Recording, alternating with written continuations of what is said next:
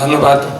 সম্মিলিত গণতান্ত্রিক জোট কর্তৃক আয়োজিত আজকের এই সাংস্কৃতিক সন্ধ্যা এবং ঈদ পূর্ণমিলন অনুষ্ঠানের সম্মানিত প্রধান অতিথি, বায়রার দুইবারের সাবেক প্রেসিডেন্ট এবং স্বরাষ্ট্র মন্ত্রণালয় সংক্রান্ত স্থায়ী কমিটির সম্মানিত সভাপতি, বীর মুক্তিযোদ্ধা জনাব বেনজির আহমেদ এমপি, আমাদের মধ্যে উপস্থিত আছেন আমাদেরই বায়রা পরিবারের আরেকজন গর্ব, যিনি স্নিগ্ধা ইন্টারন্যাশনালের স্বত্বাধিকারী, ফেনী 2 আসনের মাননীয় এমপি জনাব নিজামুদ্দিন হাজারী। আমাদের মধ্যে উপস্থিত আছেন বায়রার বারবার নির্বাচিত এবং আপনাদের সকলের পরিচিত মুখ এবং সবারই জনপ্রিয় এবং আমাদের আরেক গর্ব, বায়রার সম্মানিত সভাপতি জনাব আবুল বাশার। আমাদের মধ্যে উপস্থিত আছেন বায়রার বহুবারের নির্বাচিত মহাসচিব, বীর মুক্তিযোদ্ধা আলী হায়দার চৌধুরী। আমাদের মধ্যে উপস্থিত আছেন আপনাদের সকলের প্রিয়, যাকে নেতা বানানোর কারিগর বলা হয়, শফিকুল আলম ফিরোজ, বায়রার সিনিয়র ভাইস প্রেসিডেন্ট। আমাদের মধ্যে উপস্থিত আছেন কুমিল্লার 14 গ্রামের এবং সবচেয়ে বড় উপজেলা জানেন, সেখানকার উপজেলার চেয়ারম্যান প্লাস উনি বাইরেরও সাবেক ভাইস প্রেসিডেন্ট ছিল, উনি হাবের সভাপতি ছিলেন, আমাদের আব্দুসমান ভাই হাসান সাহেব। আপনাদের সকলের পরিচিত মুখ, আপনি জানেন অনেক দিন যাবৎ বাইরাতে নেতৃত্ব দিয়ে আসছে আমাদের আরেকজন নেতা, আপনারা সবাই তাকেও চেনেন, আমার অত্যন্ত প্রিয় মানুষ কাজী মহিজুর রহমান, যিনি বায়রার সাবেক মহাসচিব ছিলেন। আমাদের মধ্যে উপস্থিত ছিলেন, বাট উনি চলে গেছেন, আমাদের মনসুর কালাম সাহেব, যিনি বায়রার সাবেক মহাসচিব এবং আটাবেরও সাবেক সভাপতি ছিলেন, এবং আমার সামনে উপস্থিত বায়রা পরিবারের সদস্যবৃন্দ, আসসালামু আলাইকুম। আজকে অনেক কথা এসছে, আমরা 4 জন বক্তা থেকে আমরা কথা শুনেছি, আমাদের নেতৃবৃন্দ থেকেও আমরা কথা শুনেছি। আমরা একটা জিনিস বুঝতে পেরেছি যে এই বায়রাতে যে প্রবলেমগুলি আছে, আমরা মিটিংয়ে আসি, মিটিংয়ে চলে যাই, বাট প্রবলেমগুলি কিন্তু থেকেই যায়, যেটি খুব মর্মান্তিকভাবে এবং খুব সুন্দরভাবে এবং খুব জোরালোভাবে আমাদের আর্টস মার্টের মাহফুজ সাহেব যে বক্তব্যটি দিয়েছেন এবং আল সুক্তার ফরিদ সাহেব যেটা বলেছেন, এই 2 জনের বক্তব্য আমাকেও দাগ কেটেছে। আর্টস মার্ট ব্যবসা করতে চায়, নবীনদের তরফের একজন প্রতিনিধিত্বকারী, আমরা যেন ব্যবসা করতে পারি। এইটা কেমন কথা? ব্যবসা করতে এসে ব্যবসা করতে পারবে না। আবার আল সুক্তার ফরিদ সাহেব বলেছেন যে চলেন আমরা পাস্ট অন্তত ভুলে যাই। অর্থাৎ কেন বলেছেন উনি? যে আমরা অতীতকে নিয়ে বলতে বলতে একই কাসন দিয়ে গাঁটতে গাঁটতে আমরা ব্যবসায়িক ক্ষতিগ্রস্ত হচ্ছি। আমরা কেউ পরিবারের বাবা, কেউ আমরা পরিবারের স্বামী, কিন্তু আমরা ম্যান অফ দ্য হাউস, কিন্তু আমাদের যদি ব্যবসা না থাকে, আমাদের পরিবার ভালো না থাকে, আমাদের নিজের স্বাস্থ্য ভালো না থাকে, তাহলে আমরা এই বায়রাতে ব্যবসা করতে আসে আমরা কি করলাম? সেই জন্য আমি বলবো যে জিনিসগুলি খুব আইডেন্টিফাইড, সে আইডেন্টিফাইডের ভিতরে এরা দেখতে পাই যে যারা নাকি কোনো দেশে ব্যবসা করতে পারতেছে না, কিছু বোসেলের জিটুজির কারণে, কিছু রিসিভিং কান্ট্রির কারণে, যারা সিটকে পড়ে আছে, যারা লাইসেন্স করেছে, তারা ব্যবসাও করতে পারতেছে না, আবার লাইসেন্সও রিনিউ করতে পারবে না, কারণ সে ব্যবসা করতে পারে না, 300 লোক পাঠাইতে পারেনি। এই জায়গাটাতে একদম আইডেন্টিফাইড। আপনাদের উদ্দেশ্যে আমি বলতেছি, আমি ব্যবসায়ী শিখছি, আমি ব্যবসার একদম এন্ড টু এন্ড আমি বুঝতে পারি। একমাত্র উদ্দেশ্য হলো, এটার একমাত্র ওষুধ হলো আপনারা ইউনাইটেড হন। আপনারা যদি ইউনিটি থাকে, এই যে প্রবলেমগুলি বলেছে একটি প্রবলেম আনসেটেল থাকবে না। আপনাদেরকে আমি বলে যাচ্ছি, এই লাইসেন্স রিনিউর টাইম হচ্ছে, যাদের লাইসেন্স রিনিউ হয় নাই 300 লোক পাঠানোর জন্য, সেখানে বলা হচ্ছে বিধি আছে, লাইসেন্সের মধ্যে বলা আছে কিন্তু এটি কোনোভাবেই সম্ভব না আপনাদের এই লাইসেন্স রিনিউ হবে ইনশাআল্লাহ। একটি কোম্পানিকে ব্যবসা করতে আপনি জোর করতে পারেন না। আপনি বোসেল করবেন, আপনি রিসিভিং কান্ট্রির দুই গভর্নমেন্টের ভিতরে জয়েন্ট ওয়ার্কিং গ্রুপে মিটিং করে এমওইউ করে আপনি ব্যবসা করাবেন নির্দিষ্ট কিছু এজেন্সি দিয়ে, কিন্তু তারা ব্যবসাও করতে পারবে না, লাইসেন্সও রিনিউ হবে না, এটা হতে পারে না। আমি আপনাদেরকে আহ্বান করব, প্রয়োজন হলে এই প্ল্যাটফর্মে যারা আপনারা এখানে আছেন, অন্তত এই সময়ের জন্য যদি এটি পাইতে দীর্ঘায়িত হয়, প্রয়োজন হলে আমরা ব্যবসায় এনে 300 কাজ দিয়ে হলে লাইসেন্সগুলি রিনিউ করাবো ইনশাআল্লাহ। আপনারা সৌদি আরবের কথা বলতেছেন, ভাই Saudi Arab is a major labour receiving country. 65% Bangladeshi worker যায় সৌদি আরবে।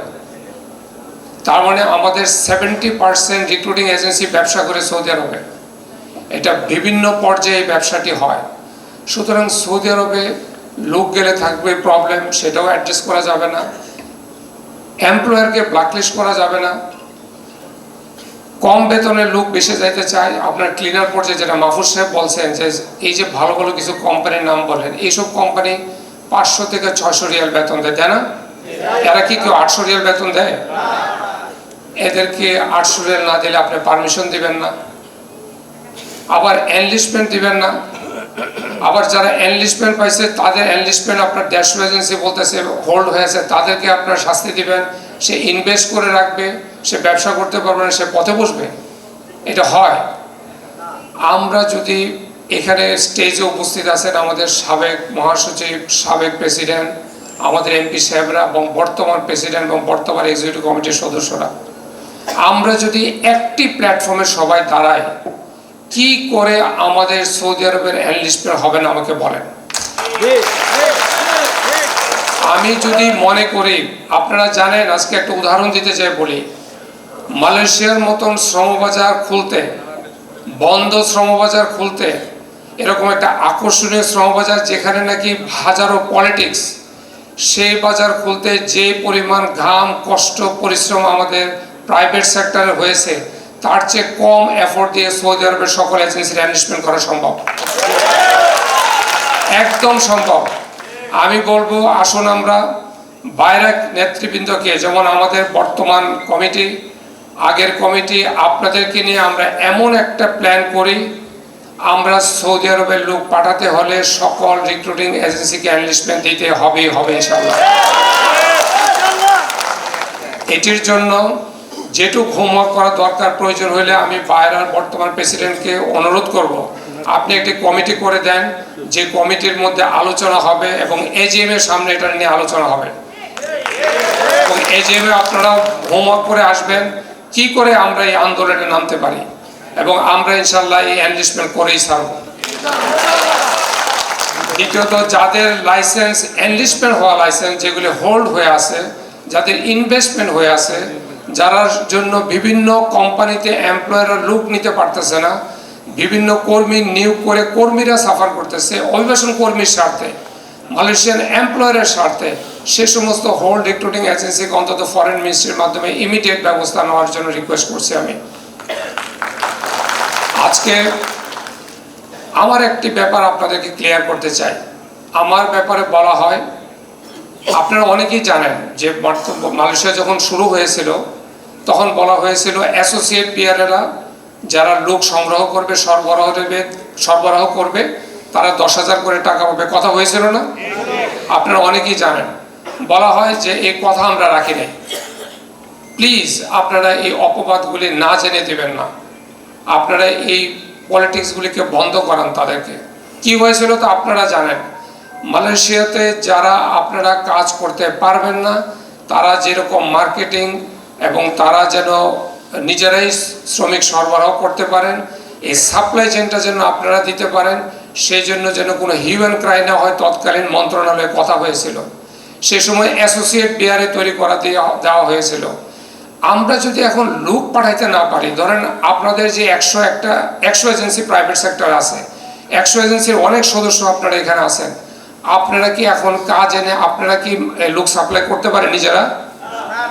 এটা তো করে গেলো এখন থার্ড পার্টি, যে সমস্ত রিক্রুট এজেন্সিরা মার্কেটিং করে তারাই লুকগুলি সাপ্লাই করে। তাহলে ওই সাপ্লাই চেনটা যদি তাদের কাছে থাকে, আমি কি করে 10,000 টাকা দিব আমাকে বলেন তো? কোনো সুযোগ আছে? আমার কাছে তো কাজ নাই, আমি তো হয়ে গেছি এখন তার কাজটা এমপ্লয়ার বলে দেয় যে এই এজেন্সিগুলির এই ওয়ার্কারগুলিকে তুমি প্রসেস করো, আমরা তাকে প্রসেস করে ভিসা করে দিই। সাপ্লাই চেনটা আমার থেকে চলে গেছে তার কাছে, তাকে আমরা সুবিধা করে দিছি। যেমন অ্যাসোসিয়েট বিয়ারে যে 10,000 টাকা আমরা পেত, এটা যদি আমরা করতাম তাহলে আমরা তাদেরকে পয়সাটা দিতে পারতাম। এখন চলে গেছে সাপ্লাই চেনটা তাদের কাছে, সে 1300 এজেন্সি, তারাই রিক্রুট করে, তারাই মার্কেটিং করে, বইটা এনে আমাদের কাছে মেডিকেল করে পাসপোর্টটা দিয়ে দেয়। এটা হলো প্র্যাকটিক্যাল সিচুয়েশন। তা আমরা কি করে এই সাপ্লাই চেনকে 10,000 টাকা দেবো? দেওয়ার তো কোনো সুযোগ নাই। এরপরে আমি একটা প্রেক্ষাপট আজকে আপনাদেরকে বলি, আমার মনে হয় 1-2 মিনিট সময় লাগবে।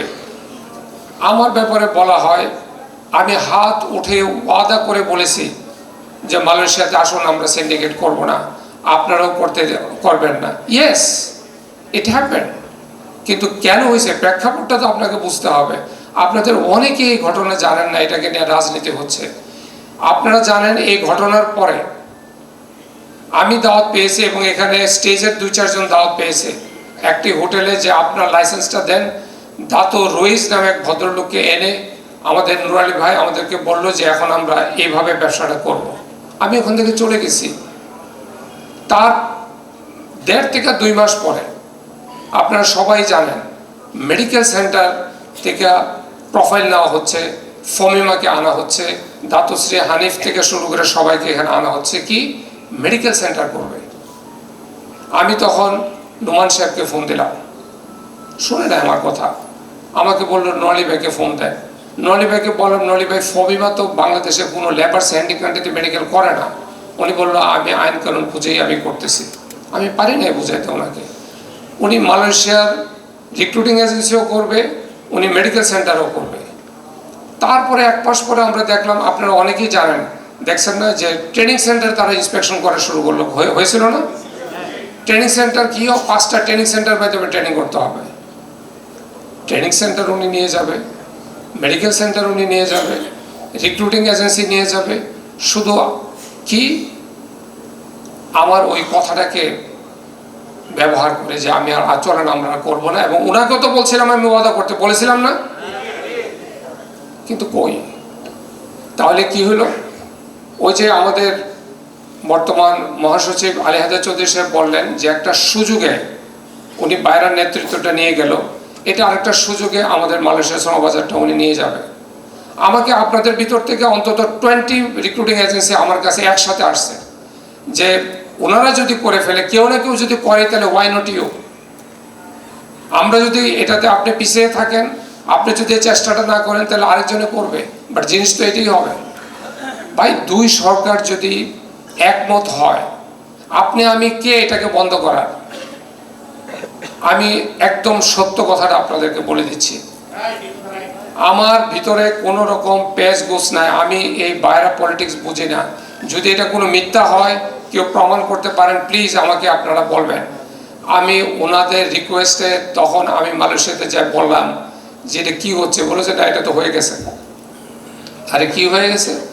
তুমি করবো না, আমরা তো বসে থাকবো না। তাহলে কি হতো?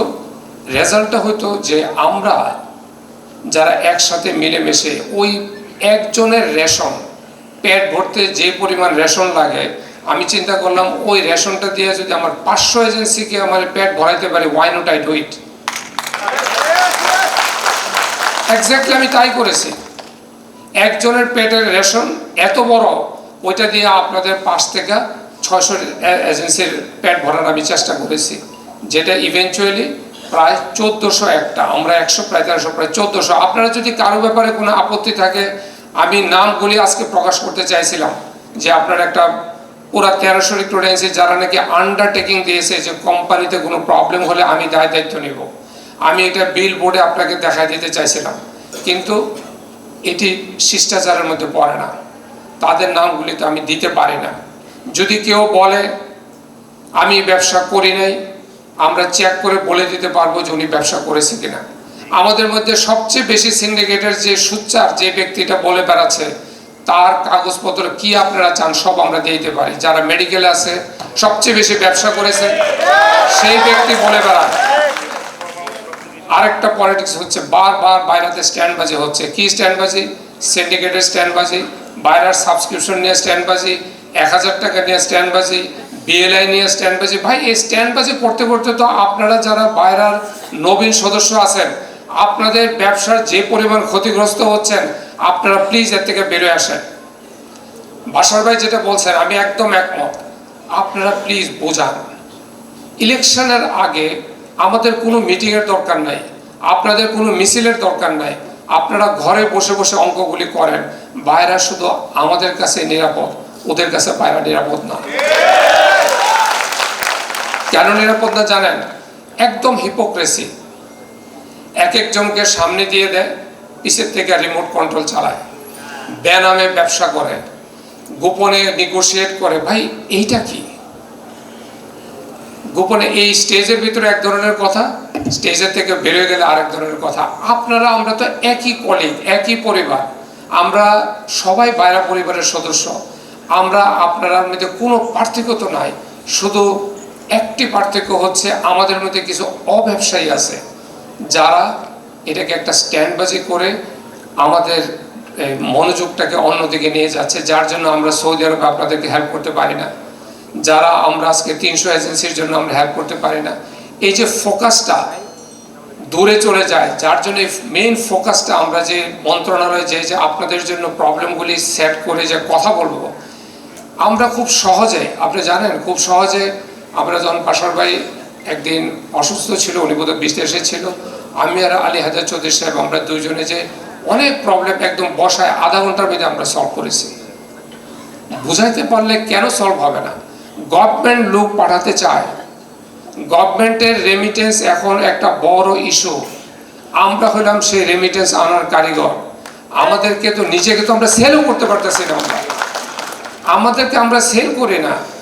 আমরাকে সেল করতে গেলে, আমাদের সম্মান বাড়াতে গেলে একটাই দরকার, সেটা হলো আলসুপ্তর ফরিদ সাহেবের কথা। চলেন আমরা পাস্ট ভুলে যাই, এই পাস্টকে টেনে এনে এনে আমরা আর সময় নষ্ট না করি। এখন এই বাইরা 2700 থেকে 2800 রিক্রুটিং এজেন্সির বাইরা, 2200 ভোটারের বাইরা, আমাদের ন্যাশনাল ট্রেড বডিতে সবচেয়ে বড় ন্যাশনাল ট্রেড বডি, আমাদের এই সেক্টরের সবচেয়ে ফার্স্ট অ্যান্ড ইম্পর্টেন্ট সেক্টর, যে সেক্টরে মাননীয় প্রধানমন্ত্রী শুধু একটা মন্ত্রণালয় দেয়নি, স্ট্যান্ডিং কমিটি দেয়নি, উনি নিজে এটাকে দেখভাল করে।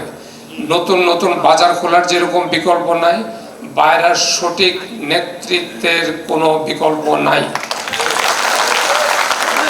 আমরা যেটা চাই, আপনাদের কাছে শুধু একটু আহ্বান করব, শুধু এক ব্যক্তি পারবে না, 2 ব্যক্তি পারবে না, পুরা বাইরাকে একটি প্ল্যাটফর্মে দাঁড় করাতে হবে, যে প্ল্যাটফর্ম বুঝতে পারবে যে বাইরা যেন ফোকাসটা অন্যদিকে নিয়ে না যায়।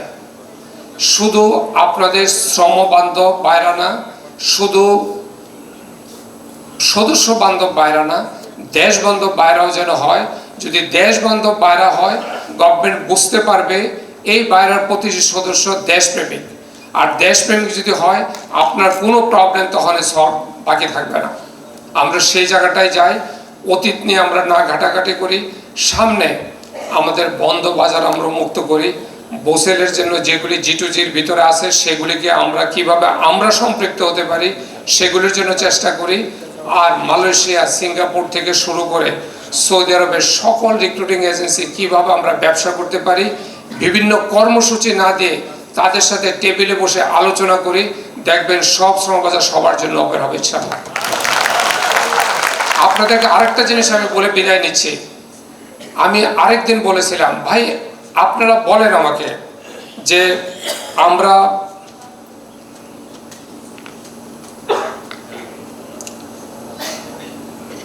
আপনারা কেউ যদি কোনোদিন বলতে পারেন, আমাকে বলবেন বা দেখাবেন। ইভেন আমি স্টেজের আমাদের নেতৃবৃন্দদেরকেও বলি, আমাকে বলা হয় এই মালয়েশিয়ার ব্যবসাটা কিছু লোকের স্বার্থে আমরা করি। যদি এমন কেউ থাকেন এখানে, বলতে পারেন যে আমি যদি যে বলি করি, সিগনেচার করি, টিপস হইতে কি করলে সবার জন্য বাজারটা মুক্ত হবে, I am the first man, I will go and do it. আপনাদেরকে অনেককে ভুল বোঝানো হয়, সেম ভাবে যেমন গামকা জিসিসি দিবে, আরে গামকা জিসিসি দিলে যার সাথে নাকি গামকার জিসিসির ভালো সম্পর্ক আছে সে 2 মেডিকেল সেন্টার নিয়ে আসে, 3 মেডিকেল সেন্টার নিয়ে আসে, 4 মেডিকেল সেন্টারও নিয়ে আসে, আমার গামকার সাথে পরিচয় না, আমি একটাও পাই না। জিনিসটা তো এরকম হয়ে গেছে। এখন তো এটাও যদি হয়, তাও তো যারা এই ব্যবসাটা করে তাদের সাথে টেবিলে বসে তো করা যায় যে কি করে আমরা সবার সাথে সম্পৃক্ত হতে পারি। ফার্স্ট আমরা ট্রাই করি সবার জন্য বাজার খুলতে, সবার জন্য বাজার খুলতে না পারলে আমরা গভর্নমেন্টকে বলি যে সবাই কিভাবে করতে পারে সেই মেকানিজম বের করে দেন। কিন্তু কর্মসূচি দিয়ে, একজনকে গালি দিয়ে, স্ট্যান্ডবাজি করে, ইলেকশনে মিথ্যা একটা আশ্বাস দিয়ে ইলেকশনে স্ট্যান্ডবাজি, এগুলি তো কোনো মানে হয় না। এগুলিতে আমরা সবাই ক্ষতিগ্রস্ত হব। আসুন আমরা সবাই ব্যবসা বান্ধব এবং সদস্য বান্ধব পায়রার লক্ষ্যে আমরা ব্যবসায়ী হই এবং এই সৌদি আরবের প্রশ্নে এবং 300 লাইসেন্স লোক না পাঠালে লাইসেন্স এনলিস্টমেন্ট হবে না, এই 2টা এজেন্ডাকে সামনে নিয়ে আমরা প্রয়োজন হলে এজেমের কথা বলবো। আর এটার জন্য এই 2টা এজেন্ডাকে সামনে নিয়ে আমরা একটা বড় প্রোগ্রামে নামি যেন আমরা এটাতে সফল হই। সবশেষে আমার বক্তব্য আমি এখানে শেষ করতে চাই। আমি সবার নাম এখানে বলা সম্ভব হচ্ছে না, বিকজ যারা নবীন আমাদের সম্মিলিত গণতান্ত্রিক জোটের নেতৃবৃন্দ এবং সদস্যবৃন্দরা এত সুন্দর সাংস্কৃতিক সন্ধ্যা এবং পুনর্মিলনের আয়োজন করেছে, তাদের যদি নাম বলতে যাই এখানে আরও সময় নষ্ট হবে, আপনারা কষ্ট নেবেন না। আপনাদের নাম বলতে পারি নাই, তাদের নবীন প্রবীণ মিলেই এটা হয়েছে, বাট নবীনরাই এটাতে খুব বেশি কষ্ট করেছে। আমি আপনাদের প্রতি অনেক অনেক ধন্যবাদ এবং কৃতজ্ঞতা জানাচ্ছি এই অনুষ্ঠানটাকে সফল করার জন্য। আর সবশেষে আমি একটু রিকোয়েস্ট করব যে আমরা এই জায়গাটা স্ট্র্যাটেজিক্যালি সুবিধার জন্য আমরা এই জায়গাটাতে অনুষ্ঠান আজকে করেছিলাম। বাইরে যারা আছে বসে আছে প্রায় 550-600 লোক, তারা যদি একটু ডাইনিংয়ে আপনারা চলে যান, আপনারা অনেকেই বোধহয় ডাইনিংয়ে চলেও গেছেন, তারা আপনারা দোতলায় আপনারা ডিনারে অংশগ্রহণ করুন। আর আপনারা যারা এই হলের ভিতরে আছেন, আমরা নেতৃবৃন্দরাও আছে, আমরা আপনাদের সাথে এইখানে আমরা বসে আমরা একসাথে আমরা ডিনার করব। এর ভিতরে হয়তো সাংস্কৃতিক অনুষ্ঠান শুরু হয়ে যাবে, হয়তো 25 মিনিট থেকে আধা ঘন্টার ভিতরে তাদের ডিনার শেষ হয়ে যাবে। সেকেন্ড ডিনারে আপনাদেরকে নিয়ে আমরা ডিনার করব।